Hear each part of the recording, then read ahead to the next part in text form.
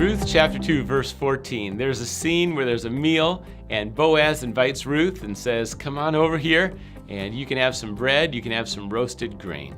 Now, Ruth has just endured a famine, and what a harvest, what a buffet. This is incredible. Boaz is inviting her in to the table to eat, and he's showing her this kindness. And this kindness is also, well, a romance is sparking. A romance is happening, and Boaz and Ruth are connecting. There's incredible potential there, but it's the beginning of their relationship, and it starts in kindness.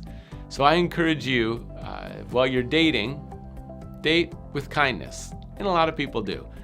Even if you break up with kindness.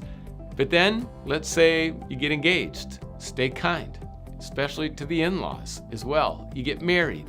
Now it's the start of marriage. You're on the honeymoon. You're going to be kind, probably. But what about 5 years, 10 years, 15, maybe even 30, 35 years after you get married? Are you still kind? What happens in a lot of marriages is kindness disappears. It just starts to fade. You take the other person for granted and you build up resentment. Stop being kind like you were in the beginning.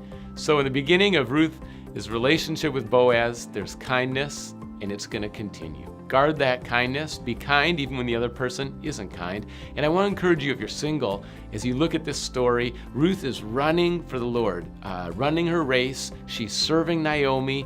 Boaz is kind. He's caring for Ruth and for other people. He's running for the Lord. They're both running for the Lord, and there they are next to each other. It's kind of like they look over and the other one's there, and God has provided. So if you're single, just keep trusting the Lord, running your race for the Lord, not compromising. And as you're serving, using your gifts, you look over and you see who God provides. And when it's from Him, you know it, and you move forward into a marriage of kindness.